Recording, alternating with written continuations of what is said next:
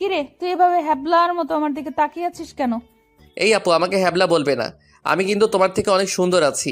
আর আজকে তোমাকে নীল রঙের জামায় অনেক সুন্দর লাগছে। বাবা, যেই না চেহারা আবার বলে আমার থেকে ওর চেহারা সুন্দর। যা, একটু তোমার রূপের প্রশংসা করলাম, এখন থেকে আর করব না। তোমাকে পুরো পেতনির মতো লাগছে। কি বললি? আমাকে পেতনির মতো লাগছে? প্রথমে প্রশংসা করলাম, কোনো দাম পেলাম না, তাই তোমাকে পেতনি বললাম। আজকে তোকে আমি মেরেই ফেলবো। তোরা কি শয়তানি করবি নাকি নাস্তা করে বেরিয়ে পড়বি? আব্বু, তুমি দেখো না রাসেল আমাকে পেতনি বলছে। ও তোর ছোট, তাই তোর সাথে দুষ্টামি করেছে। এখন কথা না বলে নাস্তা করে বেরিয়ে পড়। নাদিয়া আপু আমার দিকে তাকিয়ে একটা ভেঙচি মেরে একটা চেয়ার টেনে বসে পড়লো।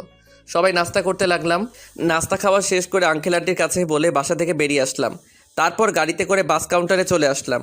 ড্রাইভার আমাদের বাস কাউন্টারে নামিয়ে দিয়ে চলে গেল। আসার সময় আঙ্কেল আমার পকেটে কিছু টাকা ঢুকিয়ে দিল। তাই বাস কাউন্টারে গিয়ে টিকিটের জন্য টাকা বের করতে গিয়ে দেখি 15 থেকে 20 হাজারের মতো হবে। আমি 2টা টিকিট নিলাম। তারপর টিকিট নিয়ে দুজনে বাসে উঠলাম। দুজনের একসাথে সিট। বাস 20 মিনিট পর ছেড়ে দিল। এই দেখছেন আমি কেমন মানুষ। নাদিয়া আপুর নানার বাড়ির কথা বলতে ভুলে গেছি। আপুর নানার বাড়ি যশোরে। আমি কখনো যাইনি, কিন্তু আপুকে একবার যেতে দেখেছি, তাই আপু সব চিনে। শোন, নানার বাড়িতে গিয়ে কোনো মেয়ের সাথে কথা বলতে পারবি না, আর রিয়ার থেকে দূরে দূরে থাকবি। আমি কি আর কখনো তোমার নানার বাড়ি গেছি? আমি তো কাউকে চিনি না। আর এই রিয়াটাকে? রিয়া হচ্ছে আমার মামাতো বোন। ও তোর সেম ক্লাসে পড়ে। ঠিক আছে, কিন্তু ও যদি আমার সাথে কথা বলতে আসে তখন কি করব? তুই বলবি না। আমি যদি না কথা বলি তাহলে বলবে আমি বোবা, আর না হয় বলবে আমি বেশি ভাব দেখাই। কথা বলবি, কিন্তু বেশি কথা বলতে পারবি না। ঠিক আছে। আমি মনে মনে বললাম, আগে তো রিয়া মেয়েটাকে একবার দেখি, পছন্দ হলে তার সাথে প্রেম করব। এই নাদিয়া আপুর জন্য আজ পর্যন্ত কোনো মেয়ের সাথে প্রেম করতে পারলাম না। তো যাই হোক, দুজনে কানে হেডফোন লাগিয়ে গান শুনতে লাগলাম। বাস এসে একটা রেস্টুরেন্টে থামলো। তখন আমি নাদিয়া আপুর দিকে তাকিয়ে দেখি ঘুমিয়ে আছে। আমি আপুকে ডাক দিলাম। আপু চোখ খুলে বলল, কিরে, ডাকছিস কেন? আপু, বাস একটা রেস্টুরেন্টে থামছে, চলো দুজনে খাবার খেয়ে নেই। ঠিক আছে, চল। নাদিয়া আপু আর আমি বাস থেকে নেমে রেস্টুরেন্টের ভিতরে ঢুকে গেলাম। আপু ওয়াশরুমে ঢুকে ফ্রেশ হয়ে আসলো। আমিও অন্য একটা ওয়াশরুমে ঢুকে ফ্রেশ হয়ে আসলাম। দুজনে গিয়ে একটা টেবিলে গিয়ে বসলাম। আপু ওনার মতো করে অর্ডার করলো, আমি আমার মতো করে অর্ডার করলাম। কিছুক্ষণ পর ওয়েটার খাবার নিয়ে আসলো। দুজনে খাবার খেতে লাগলাম। খাবার খেয়ে দুজনে আবার বাসের ভিতরে চলে আসলাম। আবার আগের মতো বসে পড়লাম। বাস কিছুক্ষণ পর ছেড়ে দিল। বাস চলছে আপন গতিতে। আমরা দুজন আবার হেডফোন লাগিয়ে গান শুনতে লাগলাম। দেখতে দেখতে আমরা এখন যশোরে চলে এসেছি। দুজনে বাস থেকে নেমে দেখি একটা গাড়ি আমাদের সামনে দাঁড়িয়ে আছে, আর গাড়ির সাথে একজন লোক দাঁড়িয়ে আছে। নাদিয়ার মামা বলে তাকে জড়িয়ে ধরলো। আসলে আমি কখনো আপুর মামাকে দেখি নাই। ওর মামা ঢাকায় মনে হয় সহজে যায়নি, তাই চিনতে পারলাম না। আমি আর আপু পিছনের সিটে বসলাম। তখন আপুর মামা বলল, তাহলে এ হচ্ছে রাসেল? মামা, ও হচ্ছে রাসেল। তুমি তো বাইরে ছিলে, তাই দেখো নাই। ও তার মানে নাদিয়ার মামা বাহিরে ছিল। তখন নাদিয়ার মামা বলল, কেমন আছো রাসেল? পড়ালেখা কেমন চলছে? জি মামা, আমি অনেক ভালো আছি, আর পড়াশোনা ভালোই চলছে। ও, তা কয়টা মেয়ের সাথে প্রেম করো? মামা আপনি এটা কি বলছেন? আরে সমস্যা নেই, আমাকে তোমার বন্ধু ভেবে বলতে পারো। প্রেম মনে হয় আমি কখনো করতে পারবো না। একটা পেতনির কারণে সবসময় আমাকে মেয়েদের থেকে দূরে সরিয়ে রাখে। ও মা, তাই? তা সে মানুষটাকে? আমি আপুর দিকে তাকিয়ে দেখি আমার দিকে চোখ লাল করে তাকিয়ে আছে। ভয়ে আমার গলা শুকিয়ে গেল, তাই কথা ঘুরিয়ে বললাম, আসলে আমার কলেজের এক ছেলে বন্ধু। সে বলেছে আমাদের দুজনের মধ্যে কেউ কখনো প্রেম করব না, কোনো মেয়ের সাথে বন্ধুত্ব করব না। এই কারণে আজ পর্যন্ত একটা প্রেম করতে পারলাম না। আমার কথা শুনে মামা হাসতে হাসতে শেষ। আপুর দিকে তাকিয়ে দেখে আবার মুচকি মুচকি হাসছে। যাক বাবা, এবার তাহলে বেঁচে গেছি। তা নাহলে খাচ্ছনি আজকে আমার অবস্থা খারাপ করে ছাড়তো। কথা বলতে বলতে মামা একটা বাসার ভিতরে গাড়ি ঢুকিয়ে দিল। আমি আর আপু গাড়ি থেকে নামলাম। আপু দৌড়ে ভিতরে চলে গেল। আমি এক জায়গায় দাঁড়িয়ে আছি। মামা গাড়ি পার্কিং করে আমার সামনে এসে বলল, কি ব্যাপার রাসেল, তুমি এখানে দাঁড়িয়ে আছো কেন? ভেতরে যাও। আমি কেমন করে যাব? আমি তো কাউকে চিনি না। আপু তো আমাকে না নিয়ে দৌড় দিয়ে ভিতরে চলে গেল। ও, এ ব্যাপার। ঠিক আছে, তুমি আমার সাথে আসো। এটা হচ্ছে আমাদের বাড়ি। আপনাদের বাড়িটা অনেক সুন্দর। এই বাড়িটা আব্বু বানিয়েছে প্রায় 5 কোটি টাকা খরচ করে। বাহির থেকে যদি এত সুন্দর হয়, না জানি ভিতরে দেখতে কেমন। তুমি ভেতরে আসো, তারপর দেখো কেমন লাগে। দুজনে কথা বলতে বলতে ভিতরে গেলাম। ভিতরে ঢুকে আমি তো আরও অবাক হয়ে গেলাম। পুরো বাড়িটা রাজপ্রাসাদের মতো। বাইরে থেকে ভেতরে কেমন লাগছে? অনেক সুন্দর মামা। গ্রামের ভেতরে আমাদের বাড়িটা 1 নম্বরে আছে। এমন বাড়ি আর কোথাও নেই। হুম। ঠিক আছে, তুমি ওপরে গিয়ে হাতের হাতের ডান পাশের রুমে চলে যাও। যতদিন এই বাড়িতে থাকবে ততদিন ওই রুমেই থাকবে। ওকে ঠিক আছে মামা। এই বলে আমি সিঁড়ি বেয়ে উপরে উঠলাম। তারপর হাতের ডান পাশের রুমে ঢুকে গেলাম। ভিতরে ঢুকে দেখি রুমটা অনেক সুন্দর। আমি কাঁধের ব্যাগটা বিছানায় রেখে জামা কাপড় বের করে ওয়াশরুমে ঢুকে গেলাম। গোসল করে একটা জামা গায়ে দিয়ে রুম থেকে বেরিয়ে আসতেই কারোর সাথে ধাক্কা খেয়ে নিচে পড়ে গেলাম। নিচে তাকিয়ে দেখি একটা মেয়ের গায়ের উপরে পড়ে আছি। মেয়েটা দেখতে খুবই সুন্দর, যে কোনো ছেলে দেখলে প্রেমে পড়ে যাবে। তো যাই হোক, আমি তাড়াতাড়ি মেয়েটার উপর থেকে উঠে গেলাম। হাত বাড়িয়ে মেয়েটাকে দাঁড় করালাম। তখন আমি বললাম, সরি, বিশ্বাস করুন আমি আপনাকে দেখতে পাইনি। সমস্যা নেই, কিন্তু আপনাকে তো ঠিক চিনতে পারলাম না। আপনি কে, আর আমাদের বাড়িতে কি করেন? আমি রাসেল, নাদিয়া আপুর সাথে এসেছি। আমি নাদিয়া আপুদের বাসায় থাকি। ও, তার মানে আপনি রাসেল। ফুপা ফুপির কাছে আপনার কথা শুনেছি। আমি রিয়া, নাদিয়া আপুর মামাতো বোন। ও, তার মানে আপু আসার সময় আপনার কথা বলছে? নাদিয়া আপু আপনাকে আমার ব্যাপারে কি বলেছে? তেমন কিছু না, বলছে আপনি নাকি আমার সেম ইয়ারে পড়েন। বাকিটা বললাম না, শুনলে রিয়া কষ্ট পাবে, তাই ওই কথা বললাম না। তখন রিয়া বলল, ও, তার মানে আপনি আমার সেম ইয়ারে পড়েন। তাহলে আমরা আপনি করে বলছি কেন? আমরা তো নাম এবং তুই করে বলতে পারি। ঠিক আছে, এখন থেকে তুই করে বলবো। এখন চল নিচে যাই। আসার পর তোর আম্মুর সাথে কথা বলি নাই এবং তোর দাদা দাদির সাথে দেখা করি নাই। ঠিক আছে, চল। আমি আর রিয়া দুজনে নিচে চলে আসলাম। আপুর দিকে তাকিয়ে দেখি আমার দিকে চোখ লাল করে তাকিয়ে আছে, মনে হয় আমাকে গিলে খাবে। আসসালামু আলাইকুম মামি, কেমন আছো তুমি? আমি ভালো আছি। তুমি কেমন আছো? আমাদের বাসায় তো কখনো আসো নাই।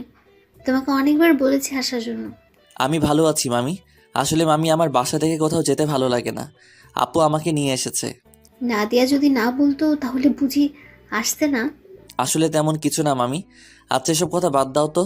এখন বলো, নানা নানি কোথায়? তাদের তো দেখছি না। আসলে আব্বু আম্মুকে নিয়ে তার ভাইয়ের বাসায় বেড়াতে গেছে। বুড়ো বয়সে ঘুরতে গেছে তারা? বুড়ো হলে বুঝি যেতে পারে না? আমি সেটা বলি নাই, মানে তাদের ভালোবাসা বুড়ো বয়সে এখনো আছে। এত কথা না বলে খাবার খা। খাবার খেয়ে তুই আমার রুমে আসবি, তোর সাথে আমার কথা আছে। ঠিক আছে আপু, আর কোনো কথা না। খাবার খেয়ে নিজের রুমে চলে আসলাম। কিছুক্ষণ রেস্ট নিয়ে আপু রুমের সামনে গিয়ে বললাম, আপু ভিতরে আসবো? আয়, বস। আমি ভিতরে ঢুকে দেখি আপুর চোখ দিয়ে পানি পড়ছে। তখন আমি আপুকে বললাম, আপু তোমার কি হয়েছে? তোমার চোখ দেখে বোঝা যাচ্ছে তুমি মনে হয় কান্না করেছো। তোকে আসার সময় কি বলছি তোর মনে নেই? তুই রিয়ার সাথে কথা বলছিস কেন? বারে, কথা বলে সমস্যা কোথায়? তোমাকে বলছি না আমি বেশি কথা বলবো না। ঠিক আছে, তুই এখন আমার রুম থেকে কোথাও যাবি না, আমার রুমে বসে থাকবি। আপু, পুরোটা রাস্তায় জার্নি করে আসছি, তাই ভাবছি একটা ঘুম দিমো। তাহলে আমার রুমে ঘুমিয়ে পড়, তোর রুমে যাওয়া লাগবে না। যদি বাড়ির মানুষ অন্য কিছু ভাবে তখন কি হবে? এই বাসার সবাই জানে আমি তোর থেকে বড়, তাহলে অন্য কিছু ভাববে না। কথা না বলে ঘুমিয়ে পড়। আমি আর কোনো কথা না বলে আপুর বিছানায় ঘুমিয়ে পড়লাম। এবার আপনাদের কিছু কথা বলি। আসলে নানা নানি এবং মামি অনেকবার ঢাকায় গেছে, তাই ওদের চিনি। কিন্তু রিয়া কখনো ঢাকায় যায়নি, আর কেন যায় না সেটা আমি বলতে পারবো না। আমার ঘুম আসার পর আপু আমার দিকে তাকিয়ে আছে আর মনে মনে বলে, রাসেল তুই কি আমার মুখের কথা বুঝতে পারিস না? আমি তোর এত খেয়াল কেন রাখি, তোকে কোনো মেয়ের সাথে কথা বলতে দেই না কেন? কারণ আমি তোকে অনেক ভালোবাসি। তোকে যদি আমার জীবনে না পাই তাহলে আমার এই জীবন শেষ করে দিব। আমি তোকে অন্য মেয়ের সাথে সহ্য করতে পারবো না। এই কথা বলে আপু আমার কপালে এবং গালে 4-5টা চুমু খেলো। তারপর রুম থেকে বেরিয়ে রিয়ার রুমে গেল। রিয়া বিছানায় শুয়ে কি যেন ভাবছে।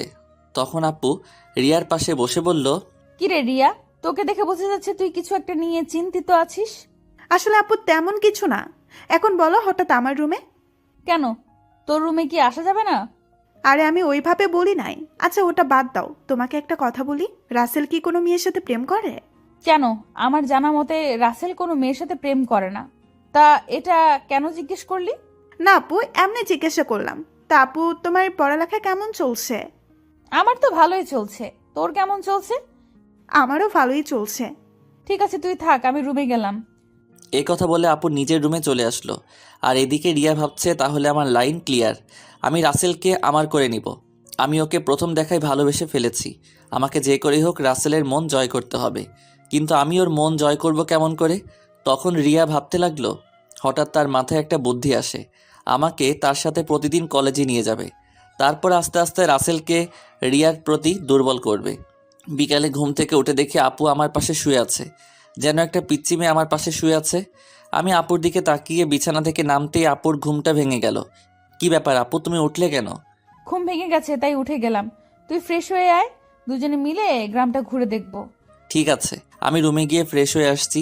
এই বলে আপু রুম থেকে বেরিয়ে নিজের রুমে চলে আসলাম।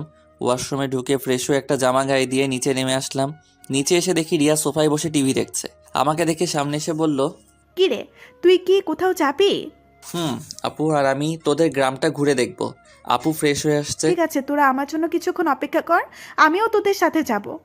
এই বলে রিয়া দৌড় দিয়ে তার রুমে চলে গেল। কিছুক্ষণ পর আপু বেরিয়ে আসলো। আপুকে দেখতে অনেক সুন্দর লাগছে। আপু আমার সামনে এসে বলল, রাসেল আমি রেডি, এবার চল। একটু দাঁড়াও। রিয়া বলেছে সেও আমাদের সাথে যাবে, আমাদের অপেক্ষা করতে বলছে। আপু রিয়ার কথা শুনে মুখটা বেজার করে ফেলল। আমি বুঝতে পেরেছি, কিন্তু আমি তো আর রিয়াকে মানা করতে পারবো না। কিছুক্ষণ পর রিয়াও বেরিয়ে আসলো। রিয়াকেও অনেক সুন্দর লাগছে, হালকা মেকআপ করছে, তাতেই অনেক সুন্দর লাগছে রিয়াকে। তারপর আমরা তিনজন বাসা থেকে বেরিয়ে গ্রামের ভিতর দিয়ে হাঁটতে লাগলাম। গ্রামের দৃশ্য দেখতে অনেক সুন্দর। মন চায় সারাটা দিন সবুজ শ্যামলে গ্রামটা ঘুরে দেখতে।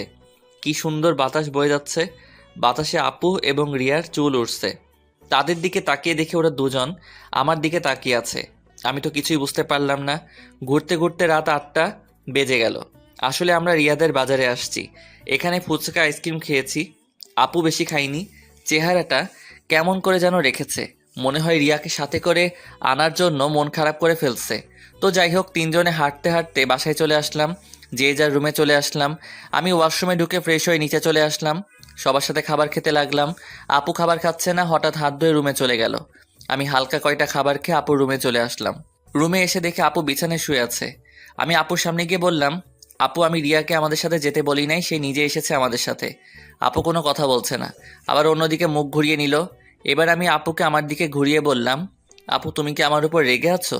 প্লিজ, তুমি এভাবে মন খারাপ করে থাকলে আমার কাছে একটু ভালো লাগে না।